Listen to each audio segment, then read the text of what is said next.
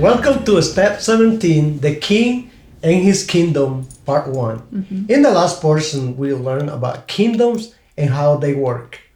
The Old Testament has many verses which speak of the promise of a coming king and his kingdom. Zechariah 9:9 says, "Rejoice greatly, behold your king is coming to you. He is just and having salvation, lowly and riding on a donkey." Matthew 2:2 says, "Where is he who has been born King of the Jews?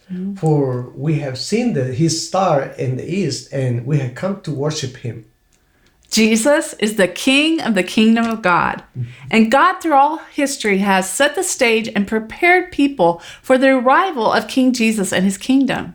When we accept his gift of salvation, we are born as citizens into his kingdom, and we have become ambassadors of his heavenly kingdom on earth. Yes, our spiritual birth gives us rights and privileges as well as responsibilities to live by the principles and standards set by our King.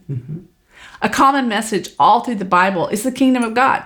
God the Creator chose the concept of a kingdom to communicate his purpose, will, and plan for mankind and for earth to us.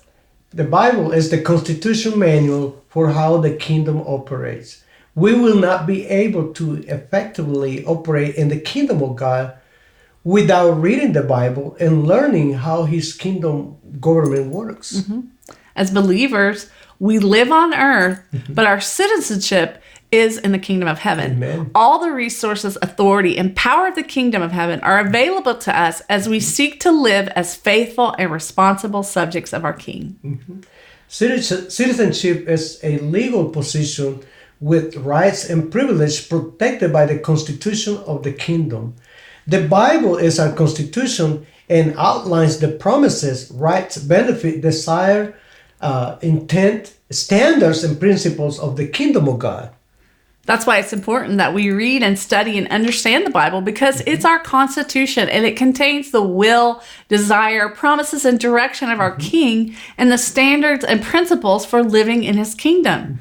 The decrees, laws, and principles set forth in the constitution of God's kingdom, or the Bible, stand forever and do not change. And we can run into problems anytime we refuse to submit to and follow the word of our King.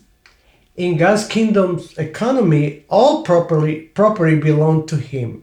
I will repeat that. All property belongs to him. Psalm 50:11 says, "The entire world and everything it contains is mine." He provides for us everything we need to operate in his kingdom. We are expected to return a portion of what he provides through the tithe, which is a type of taxation system. And we're also continually offered opportunities to give offerings as an investment in his kingdom, which can result in benefit and profit not only for the kingdom, but for those who invest in his kingdom. Yes. Worship involves the offerings of gifts to the King, which shows that we understand that all things we enjoy is because of the King's favor for us. And it's a way we acknowledge that everything we have belongs to the King. Worship is also a way that a citizen expresses dependence on the King, which activates the King's obligation to care for those who proclaim him as their King. When a citizen gives to the King becomes obligated to demonstrate his glory and power to them. Matthew 7:2 says, "And in accordance with the measure that you use or deal out to others, it will be dealt out against to you." You can't outgive God. That's true. I heard someone say one time, whatever you use to give God, he'll get a bigger measurement. Like if it's a spoon and you like put a little spoon, he'll get a big old spoon and give back to you. Dump it back to you. That's right. God has an army of angels and prayer warriors available to protect his citizens. And he has established a system of leaders, governors, and teachers to guide, teach, and direct his citizens in his standards and principles. When we follow the precepts of his kingdom, we will be provided for and protected by the King. But when we disobey the law, standards, and protocols of the kingdom, there are consequences for our disobedience and rebellions. In the kingdom of God, citizens are not just subjects, but also heirs and children of the king, born into his spiritual family. God's kingdom is different because there are no servants in the kingdom of God, only sons. Amen. Yeah. Listen to this, that the Son of God became the Son of Man so that the sons of men could become sons of God. That's beautiful. The Bible refers to Jesus Christ as the firstborn Son of God and the King of Kings and Lord of Lords. He's our big brother, and we are the kings he is king of. That's right. There are no slaves, middle class, or homeless in the kingdom of God. Okay? Everyone is related to and welcome in the home of the king. God's purpose in the beginning was to establish a family of spirit sons, not servants. Yes, he wanted to establish a kingdom, not a religious organization. He wanted to establish a society of citizens, not religious members or servants. A kingdom of kings, not just citizens. God's desire was and still is to establish relationship with man, not religion, and extend his government from heaven to earth. He chooses to influence earth from heaven through man. God wanted sons and daughters who will relate to him in love, not slaves or hired hands who will obey him out of obligation, but voluntarily surrender their will to his will and purposes. Jesus, the King of Kings, is our example.